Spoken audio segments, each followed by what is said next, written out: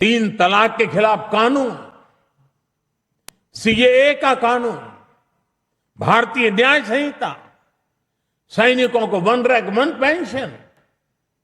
NDA सरकार राष्ट्रहित में कोई भी काम करने से पीछे नहीं रही और हम सभी को इस बात पर गर्व है। मैं आज देश को फिर आश्वस्त करूंगा, देश हित के बड़े फैसलों का इस सिलसिला और भी तेज होगा, तेज गति से आगे बढ़ेगा। साथियों, बीते 12 वर्षों में देश ने जो कुछ हासिल किया वो दुनिया देख रही है, लेकिन अब हमें अपनी दृष्टि आगे की ओर रखनी है। हमें 2047 के लक्ष्य को देखते हुए उस लक्ष्य को पूरा करने के लिए अपनी स्पीड को और बढ़ानी होगी।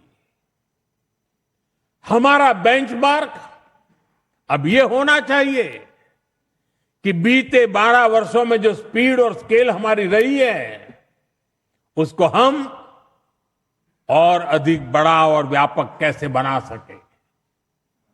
आज ग्लोबल ग्रोथ में भारत की हिस्सेदारी लगातार बढ़ रही है, इसलिए भारत को अब ग्लोबल पैरामीटर्स, ग्लोबल कंपटीशन और ग्लोबल पर्सपेक्टिव देखना है। दुनिया भारत से सॉल्यूशन चाहती है। दुनिया भारत में वैश्विक सप्लाई चेन का एक भरोसेमंद पार्टनर देख रही है और हमें दुनिया की इन अपेक्षाओं पर खरा उतरकर दिखाना है। हमें यह समय गंवाना नहीं है और मैं बार बार कहता हूं, यही समय है, सही समय है। सच में फ्यूचरिस्टिक टेक्नोलॉजी में खुद को श्रेष्ठ रखना है।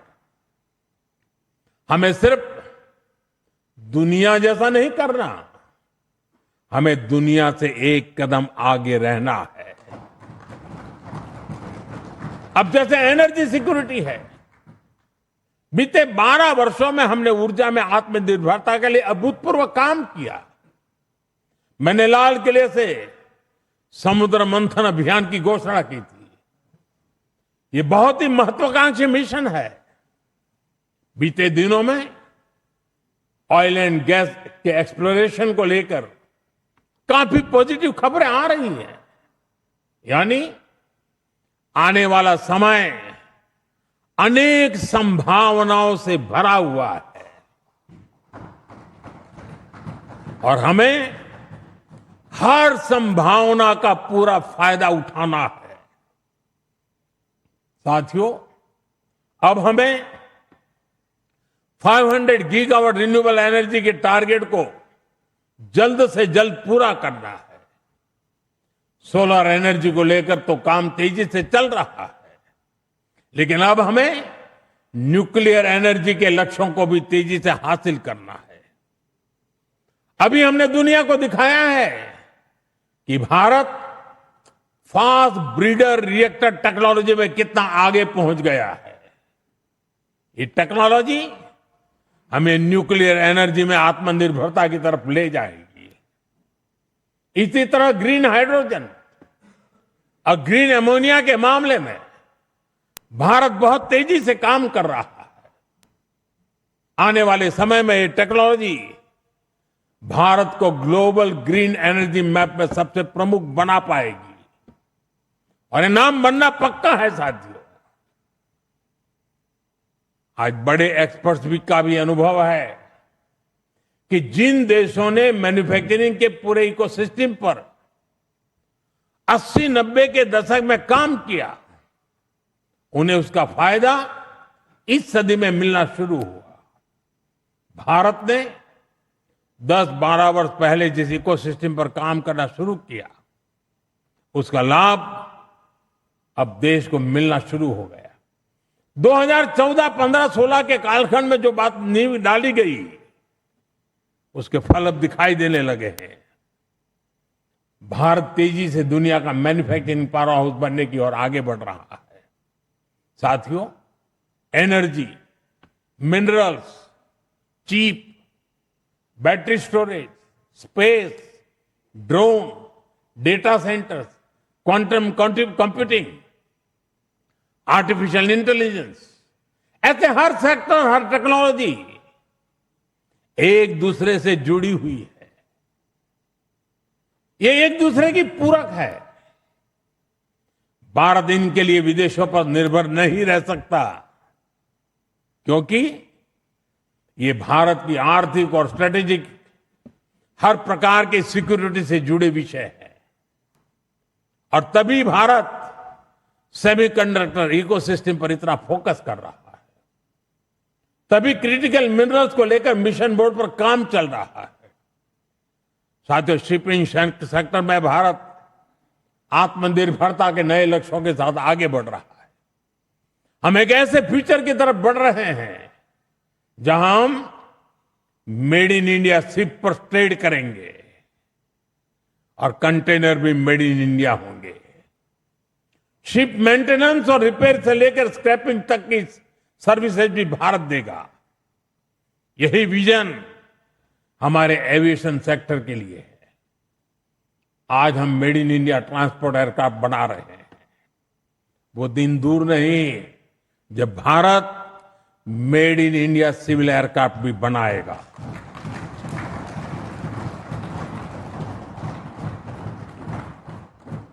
देशवासी मेड इन इंडिया विमान में ही यात्रा करेंगे, वो दिन मैं देख रहा हूं दोस्तों। साथियों, ये सदी टेक्नोलॉजी की है, डेटा की है। आज विश्व के सबसे बड़े और आधुनिक डेटा सेंटर्स भारत में बन रहे हैं। यही भारत की ग्लोबल सप्लाई और वैल्यू चेन का मजबूत पिलर बनाएगी। हमने यूपीआई के माध्यम से दुनिया को दिखाया है कि भारत कम से कम और कम से कम समय में टेक्नोलॉजी का इतना विस्तार कर सकता है। हमने दिखाया है कि हमारे युवाओं का सामर्थ्य क्या है। अब एआई, डीप टेक और एडवांस टेक्नोलॉजी में हमारे युवा नया दमखम दिखाने के इरादे से आगे बढ़ रहे हैं। साथियों, आने वाले समय में दो और सेक्टर्स में भारत का सामर्थ्य पूरी दुनिया देखेगी। ये सेक्टर है टूरिज्म और स्पोर्ट्स। ये दोनों भारत की इकोनॉमी के मजबूत पिलर बनेंगे। विशेष रूप से कॉन्फ्रेंस, एग्जीबिशन और कॉन्सर्ट के मामले में भारत एक ग्लोबल डेस्टिनेशन बनने के लिए अब पूरी तरह सज रहा है। आधुनिक इंफ्रास्ट्रक्चर से सेक्टर को बहुत पुश मिलेगा और स्पोर्ट्स में तो भारत के युवा कमाल का प्रदर्शन कर रहे हैं और हर दिन उनकी परफॉर्मेंस निखरती जा रही है। भारत दुनिया की बिगेस्ट स्पोर्ट्स लीग की धरती बनता जा रहा है। आने वाले सालों में हमारी ये खाती और बुलंद होगी। ओलंपिक्स के लिए हमारी तैयारियां भी भारत की एस्पिरेशन का ही प्रतिबिंब है। हमें छोटा नहीं सोचना है, हमें लक्ष्य ऊंचे रखने हैं और उन्हें प्राप्त करने के लिए पूरी ताकत लगा देनी है। साथियों, आज भारत रिफॉर्म एक्सप्रेस पर सवार होकर तेजी से आगे बढ़ रहा है। हमारे लिए रिफॉर्म कोई कंपल्सन नहीं है,